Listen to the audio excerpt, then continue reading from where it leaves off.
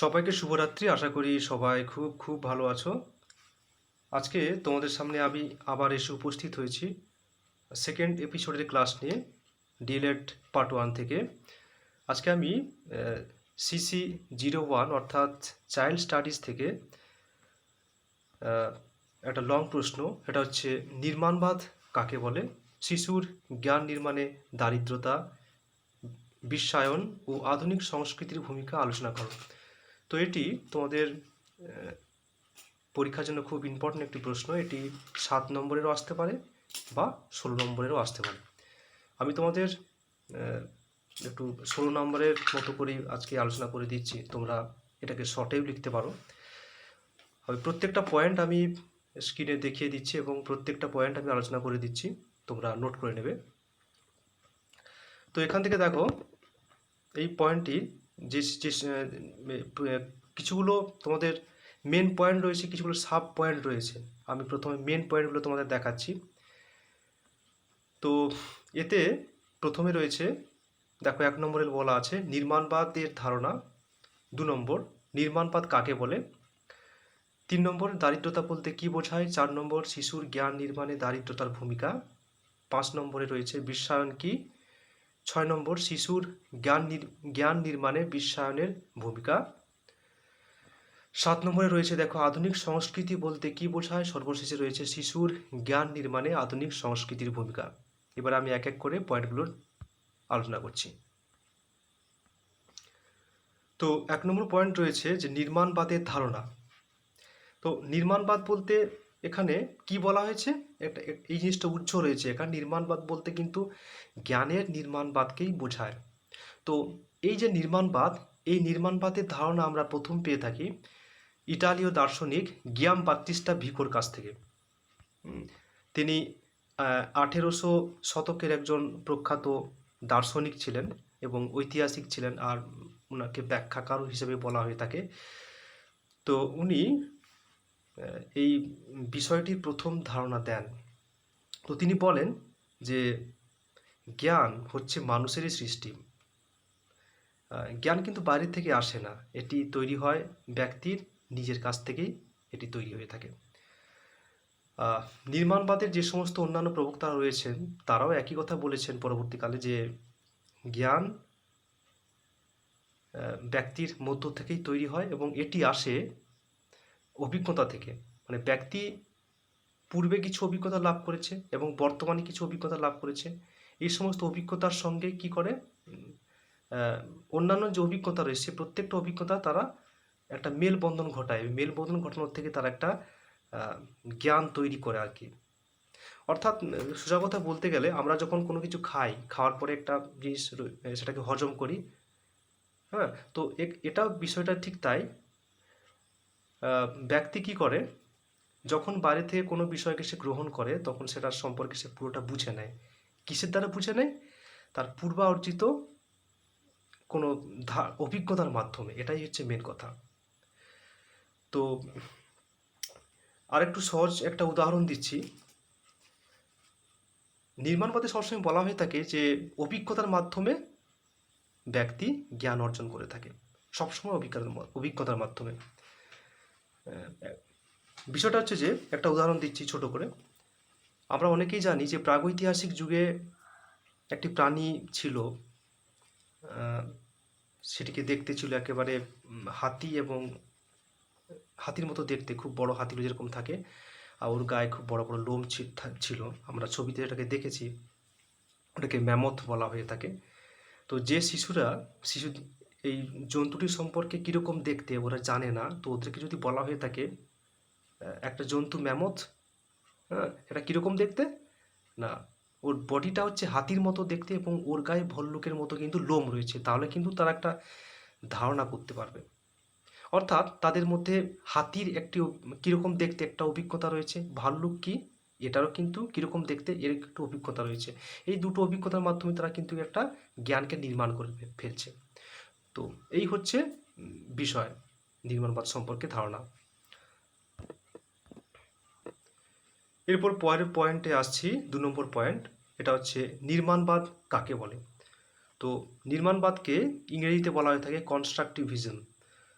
তো এটার যে সংজ্ঞা রয়েছে, অনেকেই অনেক সংজ্ঞা দিয়েছেন, তার মধ্যে প্রথমে আমি উল্লেখ করব একজনের কথা, অবশ্যই ভন গ্লেসারফিল্ড, যার সম্পূর্ণ নাম হচ্ছেন আর্নেস্ট ভন গ্লেসারফিল্ড। তো তিনি একজন সাইকোলজিস্ট ছিলেন এবং তিনি আমেরিকার যে বিখ্যাত বিশ্ববিদ্যালয় রয়েছে, জর্জিয়া বিশ্ববিদ্যালয়, সেখানে তিনি সাইকোলজির অধ্যাপক ছিলেন। আমরা জানি জর্জিয়া বিশ্ববিদ্যালয় ছিল তৎকালীন সময়ে এক প্রাচীন একটি বিশ্ববিদ্যালয়, বিখ্যাত বিশ্ববিদ্যালয়ের মধ্যে অন্যতম। তো সেখানে তিনি গবেষণা করতেন সাইকোলজি নিয়ে। তো তিনি নির্মাণবাদ সম্পর্কে যে সংজ্ঞা দিয়েছেন তাতে তিনি বলেছেন যে নির্মাণবাদ এই বিশ্বাসের ভিত্তিতে গড়ে উঠেছে যে জ্ঞান নিষ্ক্রিয়ভাবে গ্রহণ করা হয় না, সক্রিয়ভাবে এবং বিষয়বস্তুকে বুঝে অভিযোজনের উদ্দেশ্যে কিন্তু জ্ঞান অর্জিত হয়। নেক্সট আরেকজনের কথা বলবো, ব্রুনার। ওনার সম্পূর্ণ নাম হচ্ছে জেরম ব্রুনার, তোমরা দেখতে পাচ্ছ স্ক্রিনে। তো জেরম ব্রুনারও সাইকোলজি, একজন মহান সাইকোলজিস্ট। তিনি মূলত দুটি বিষয়ের উপরে গবেষণা করেছিলেন, একটি হচ্ছে কগনিটিভ সাইকোলজি আর একটি হচ্ছে এডুকেশনাল সাইকোলজি। তো তিনি নির্মাণবাদের যে সংজ্ঞা দিয়েছেন তাতে তিনি বলেছেন যে নির্মাণবাদ হলো শিখনের একটি তত্ত্ব, যেখানে মনে করা হয় শিক্ষার্থী তার সক্রিয়ভাবে তার পূর্ব ও বর্তমান অভিজ্ঞতার ভিত্তিতে নতুন চিন্তা বা ধারণাকে গঠন করে।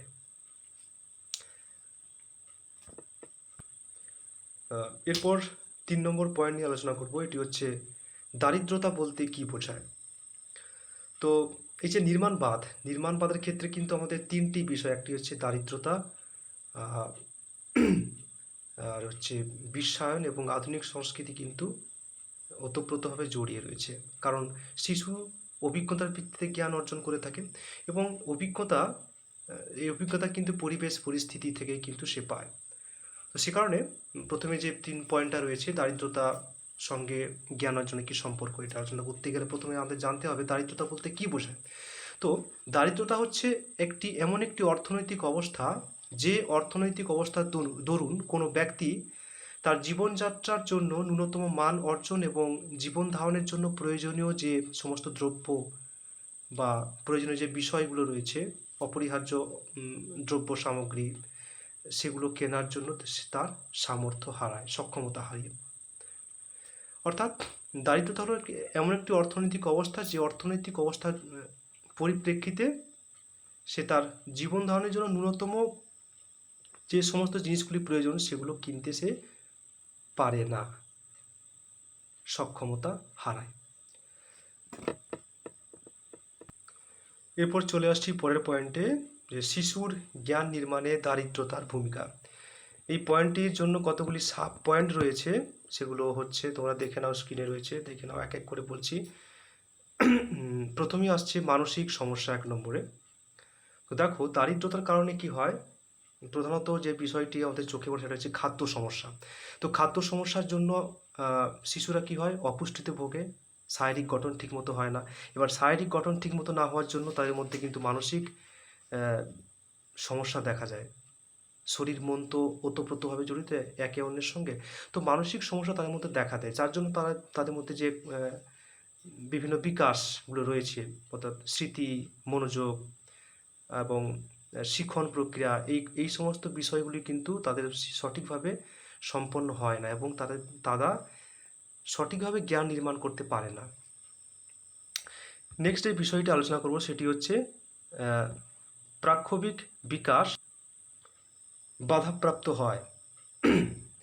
তো এই যে বিষয়টা, এটি হচ্ছে যে যখন পরিবারের মধ্যে কোনো পরিবারের মধ্যে দারিদ্রতা থাকবে, তখন কি হয়, পরিবারের যারা রয়েছেন, যারা অভিভাবকরা, তারা কিন্তু শিশুদেরকে যথাযথ পরিচর্যা করতে পারেন না, গাইড করতে পারেন না, যার জন্য তাদের বিভিন্ন যে প্রাক্ষবিক বিকাশগুলো, সেই বিকাশে কিন্তু বাধাপ্রাপ্ত ঘটে থাকে।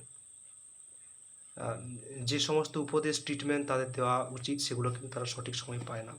এই প্রাক্ষবিক বিকাশ বাধাপ্রাপ্ত হওয়ার জন্য তারা তাদের মধ্যে যে আহ, নির্মাণবাদের প্রক্রিয়া, জ্ঞান গঠন প্রক্রিয়া কিন্তু বাধাপ্রাপ্ত হয়। নেক্সট পয়েন্ট আসছি যে স্বাভাবিক বিকাশ বাধাপ্রাপ্ত হয়। তো এটাতে বলা যায় যে অর্থাভাবের জন্য শিশু তার যে স্বাস্থ্য, শিক্ষা, খাদ্য, এই বিষয়গুলি কিন্তু ক্ষতিগ্রস্ত হয়। তারা যথাযথ ঠিকঠাক উপকরণ বা শিক্ষা সরঞ্জাম বা প্রয়োজনীয় দ্রব্য বা যেগুলি অন্যান্য শিশুরা পায় সে সমস্ত বিষয়গুলো কিন্তু তারা ক্রয় করতে সক্ষম হয় না, চাইলেও পারে না। এই জন্য তাদের স্বাভাবিক বিকাশ কিন্তু বাধাপ্রাপ্ত হয়। স্বাভাবিক বিকাশে বাধাপ্রাপ্ত হওয়ার জন্য তাদের মধ্যে অন্যান্য শিশুর তুলনায় যে নির্মাণবাদ বা জ্ঞান গঠন প্রক্রিয়া কিন্তু বাধাপ্রাপ্ত হয়। পরবর্তী যে পয়েন্টটি আলোচনা করব সেটি হচ্ছে ভাষাগত সমস্যা। তো শিশুরা, দরিদ্র শিশুরা প্রধানত তাদের মধ্যে কি একটা ভাষাগত সমস্যা দেখা যায় তাদের, এবং তাদের মধ্যে উচ্চারণগত সমস্যাটাও দেখা যায়, যে কারণে তারা সঠিকভাবে অনেক সময় মনের ভাব প্রকাশ করতে পারে না বা বাক্য বলতে পারে না। এছাড়া তাদের স্মৃতিতেও শব্দভাণ্ডার কম থাকার জন্য কি হয়, তারা পরিবেশ থেকে অন্যান্য শব্দ গ্রহণ করতে বা কিছু জানতে তাদের কিন্তু সমস্যা হয়। এই জন্য নতুন বাক্য, শব্দ, ভাষা তারা সংগ্রহ করতে পারে না পরিবেশ থেকে। এ কারণে তাদের জ্ঞান নির্মাণে সমস্যা দেখা দেয়। নেক্সট পয়েন্টটি হলো মিথস্ক্রিয়ার অভাব। আর্থিক দারিদ্রতার কারণে শিশুদের মধ্যে কিন্তু সামাজিক এবং ভৌগোলিক যে মিথস্ক্রিয়া তার কিন্তু অভাব দেখা দেয়। তারা শিক্ষামূলক ভ্রমণ করতে পারে না বা দূরবর্তী স্থানে যেতে পারে না, যার জন্য তারা সামাজিক মিথস্ক্রিয়া করতে পারে না। ভৌগোলিক বিষয় থেকেও তারা তাদের জ্ঞান কিন্তু অপূর্ণ থেকে যায় অনেকটাই। এ কারণে এই সমস্ত বিষয়গুলো তাদের মধ্যে কিন্তু জ্ঞান নির্মাণে একটা নেতিবাচক প্রভাব ফেলে থাকে। 6 নম্বর যে পয়েন্টটি নিয়ে আলোচনা করব সেটি হচ্ছে হীনমন্যতা ও আত্মপ্রত্যয়ের অভাব। দেখো, দারিদ্রতা থেকে কিন্তু সমস্ত দিক থেকেই শিশু একটা হীনমন্যতায় ভোগে, কারণ তারা ঠিকমতো স্বাস্থ্য হয় না, খাদ্য পায় না, আর শিক্ষা দীক্ষা থেকে বঞ্চিত হয় এবং অন্যান্য স্থানেও মিথস্ক্রিয়া করতে পারে না সব জায়গাতে, যার জন্য তাদের মধ্যে একটা হীনমন্যতা এবং আত্মপ্রত্যয়ের অভাব দেখা দেয়। এই হীনমন্যতা এবং আত্মপ্রত্যয়ের অভাব কিন্তু একটা নেতিবাচক প্রভাব তাদের জ্ঞান নির্মাণ ক্ষেত্রে ফেলে।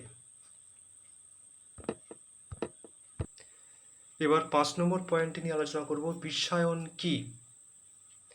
তো বিশ্বায়ন হচ্ছে বিংশ শতকের শেষভাবে উদ্ভূত একটি বহুল প্রচলিত শব্দ, বিশ্বায়ন। তো এক কথায় বলতে গেলে বিশ্বায়ন কথার অর্থ হচ্ছে বিশ্বের দ্বার উন্মুক্তকরণ। তো বিশদভাবে এটাকে বলতে গেলে বলা যায় যে বিশ্বায়ন হলো এমন একটি আন্তর্জাতিক অবস্থা যেখানে সমস্ত পৃথিবীর বিনিয়োগ, কর্মসংস্থান, উৎপাদন, বিপণন তথা শিক্ষা, স্বাস্থ্য, সংস্কৃতি, প্রযুক্তি, এই সমস্ত বিষয়গুলো দেশীয় গণ্ডি ছাড়িয়ে আন্তর্জাতিক পরিসরে পরিব্যাপ্তি লাভ করে। তো বিশ্বায়নের যে ছড়িয়ে পড়ার পেছনে প্রধান যে সহায়ক শক্তি হলো কিন্তু তথ্য প্রযুক্তি। এবার চলে আসছি পরের পয়েন্টে, 6 নম্বর পয়েন্ট, শিশুর জ্ঞান নির্মাণে বিশ্বায়নের ভূমিকা। তো এই পয়েন্টটির অনেকগুলি সাব পয়েন্ট রয়েছে, সেগুলি আমি এক এক করে আলোচনা করছি। তো দেখো, এতে বলা আছে অর্থনৈতিক উন্নয়ন। বিশ্বায়নের ফলে অবশ্যই অর্থনৈতিক উন্নয়ন ঘটে, কারণ আর্থিক চিন্তা ভাবনার প্রসার ঘটে।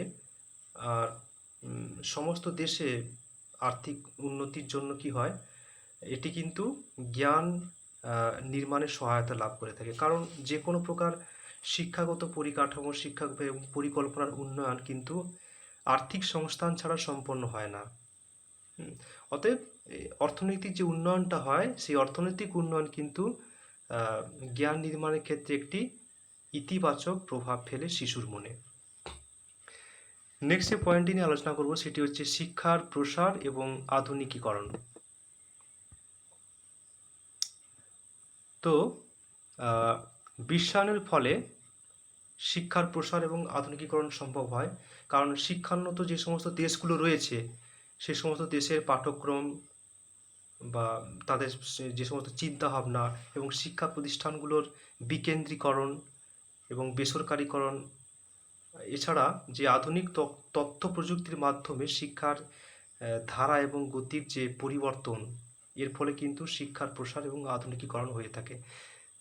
এবং এই প্রসার এবং আধুনিকীকরণ শিশুর জ্ঞান নির্মাণে যথেষ্ট পরিমাণে সহায়তা দিয়ে থাকে। চলে আসছি সি এই পয়েন্টটিতে, প্রযুক্তিগত উন্নয়ন। তো বিশ্বায়নের ফলে প্রযুক্তিগত উন্নয়ন ঘটে। অবশ্যই আমরা জানি ইন্টারনেটের মাধ্যমে কি হয়, আমাদের বিভিন্ন দেশের শিক্ষা, সংস্কৃতি, খেলাধুলো, বিনোদন বা আচার আচরণ, রাজনীতি, দর্শন, এই সমস্ত যে বিষয়গুলো কিন্তু শিশুর হাতের মুঠোর মধ্যে চলে আসে, যার ফলে প্রযুক্তিগত উন্নয়নের ফলে এই সমস্ত বিষয়ের যে জ্ঞান, সেই জ্ঞানগুলো কিন্তু শিশুর মধ্যে সংগঠিত হতে শুরু করে এবং জ্ঞান নির্মাণে সহায়ক হয়। চলে আসছি পরের পয়েন্টে, এটা হচ্ছে আন্তর্জাতিকতা বোধ। তো বিশ্বায়নের ফলে আন্তর্জাতিকতা বোধের প্রকাশ ঘটে থাকে। এর ফলে বিশ্ব ভ্রাতৃত্ববোধ বা বিশ্ব মানবতাবোধ এবং বিশ্ব সংস্কৃতি বোধ তৈরি হয়। এগুলো কিন্তু শিশুর জ্ঞান নির্মাণে সহায়তা করে থাকে। চলে আসছি পরের পয়েন্টে, ইতিবাচক মনোভাব বৃদ্ধি।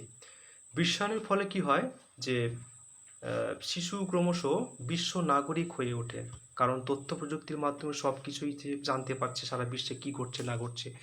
এর ফলে শিশুর মধ্যে উচিত অনুচিত, ন্যায় অন্যায় বোধ, তার মধ্যে সে কুসংস্কার থেকে মুক্ত হয়, হীনমন্যতা থেকে মুক্ত হয় এবং তার মধ্যে বিচ্ছিন্নতাবাদ দূর হয়। তো এই সমস্ত বিষয়ের ফলে কি হয়, তার মধ্যে একটা ইতিবাচক মনোভাব তৈরি হয় এবং এই মনোভাব কিন্তু তার জ্ঞান নির্মাণের ক্ষেত্রে সহায়তা দেয়। চলে আসছি পরের পয়েন্টে, 7 নম্বর পয়েন্ট। এটি হচ্ছে আধুনিক সংস্কৃতি বলতে কি বোঝায়। তো এর আগে আধুনিক সংস্কৃতি আলোচনা করার পূর্বে সংস্কৃতি কাকে বলে সে সম্পর্কে কিন্তু জানা প্রয়োজন। তো দেখো, সংস্কৃতি হচ্ছে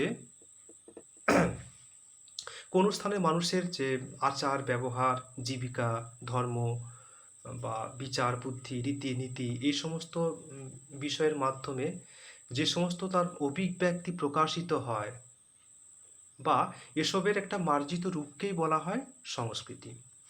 এবার আসছি আধুনিক সংস্কৃতি বলতে কি বোঝায়। তো আধুনিক সংস্কৃতি বলতে বোঝায় যে আধুনিক সভ্য সমাজ কর্তৃক গ্রহণযোগ্য বৈজ্ঞানিক চিন্তাভাবনা প্রসূত, কুসংস্কার মুক্ত এবং যথার্থ শিক্ষা দ্বারা পরিমার্জিত সংস্কৃতি। এবার নেক্সট যে পয়েন্টটি নিয়ে আলোচনা করব সেটি হচ্ছে শিশুর জ্ঞান নির্মাণে আধুনিক সংস্কৃতির ভূমিকা। তো এই পয়েন্টটির কতগুলো সাব পয়েন্ট রয়েছে, যেরকম 1 নম্বরে রয়েছে বিজ্ঞানসম্মত আচরণ পালন, 2 নম্বর তথ্য সংস্কৃতির সংমিশ্রণ, 3 নম্বর কৃষ্টিমূলক অনুষ্ঠান ও উন্নত সংস্কৃতি, 4 নম্বর বিশ্ব সংহতি ও সম্প্রীতির প্রভাব, 5 নম্বর মূল্যবোধ ও মনুষ্যত্বের বিকাশ। তো এই বিষয়গুলো আমি এক এক করে আলোচনা করছি। প্রথমে আসছি বিজ্ঞানসম্মত আচরণ পালন। তো আধুনিক সংস্কৃতি শিশুদেরকে কুসংস্কার মুক্ত জীবনযাপন এবং বিজ্ঞানসম্মত আচরণ পালন করতে কিন্তু উৎসাহিত করে, যা শিশুর জ্ঞান নির্মাণে সহায়তা করে। আসছি পরের পয়েন্টে, 2 নম্বর পয়েন্ট। এটি হচ্ছে তথ্য সংস্কৃতির সংমিশ্রণ। তো আধুনিক সংস্কৃতির মাধ্যমে তথ্য সংস্কৃতির সংমিশ্রণ হয়, এর ফলে উন্নত চিন্তাভাবনার প্রয়োগ হয় এবং যার ফলে কি হয়, এর দরুন একটা উন্নত দার্শনিক চিন্তার একটি ফলগত প্রভাব কিন্তু শিশু মনে দেখা দেয় এবং এটি নির্মাণবাদের ক্ষেত্রে একটি ইতিবাচক প্রভাব ফেলে। আসছি পরবর্তী পয়েন্টে, 3 নম্বর পয়েন্টে। এটি রয়েছে কৃষ্টিমূলক অনুষ্ঠান ও উন্নত সংস্কৃতি। তো আধুনিক সংস্কৃতি আমাদের কৃষ্টিমূলক অনুষ্ঠান ও উন্নত সংস্কৃতি সরবরাহ করে থাকে। তো এই দুইটি বিষয় আহ, উন্নত সমাজ ও পরিবেশ গঠন করে থাকে। তো যার দরুন শিশুরা যেহেতু সমাজ থেকেই বা পরিবেশ থেকে জ্ঞান অর্জন করে থাকে, অভিজ্ঞতা অর্জন করে থাকে, যার ফলে এই বিষয়গুলির দ্বারা কিন্তু শিশুর মনে নির্মাণবাদ যে ধারণা সেটি কিন্তু গঠিত হতে শুরু করে। আসছি পরবর্তী 4 নম্বর পয়েন্টে, এটি হচ্ছে বিশ্ব সংহতি ও সম্প্রীতির প্রভাব। তো দেখো, আধুনিক সংস্কৃতি জাতি, ধর্ম, বর্ণ ও সংস্কৃতির একটি মেলবন্ধন ঘটিয়ে আন্তর্জাতিকতাবাদের বিকাশ ঘটায়। এই বিকাশের মাধ্যমে কিন্তু সামাজিক অসাম্য, সেই অসাম্য কিন্তু দূর হয়। এর ফলে শিশুর সৃজনশীল জ্ঞান নির্মাণে কিন্তু আধুনিক সংস্কৃতি সহায়তা করে থাকে। আসছি সর্বশেষ পয়েন্টে, অর্থাৎ 5 নম্বর পয়েন্ট, এটি হচ্ছে মূল্যবোধ ও মনুষ্যত্বের বিকাশ। তো আধুনিক সংস্কৃতি সৃজনশীল ক্ষমতা বৃদ্ধি করে চরিত্র গঠনে সহায়ক হয়। ফলে শিশুর মধ্যে যে মূল্যবোধ রয়েছে এবং মনুষ্যত্ব রয়েছে তার কিন্তু বিকাশ হয়। এর ফলে মূল্যবোধ আর মনুষ্যত্বের বিকাশের ফলে শিশু এই দুটি বিকাশের ফলে কিন্তু শিশুর জ্ঞান নির্মাণে শিশুরা কিন্তু তৎপর হয়ে ওঠে এবং ইতিবাচক একটি ধারণা লাভ করে জ্ঞান নির্মাণের ক্ষেত্রে। তো এই হলো আজকের প্রশ্নটির আলোচনা, যে নির্মাণবাদ কাকে বলে এবং শিশুর জ্ঞান নির্মাণে দারিদ্রতা, বিশ্বায়ন এবং আধুনিক সংস্কৃতির প্রভাব কি। আজকে এখানেই শেষ করছি। তোমরা সবাই ভালো থাকো, সুস্থ থাকো। পরবর্তী এপিসোডে আমি আরেকটি ইউনিটে নিয়ে আসবো। সেকেন্ড ইউনিট থেকে তোমাদের যে প্রশ্নগুলো আসবে, লং প্রশ্ন, সে সম্পর্কে আলোচনা করব। Good night.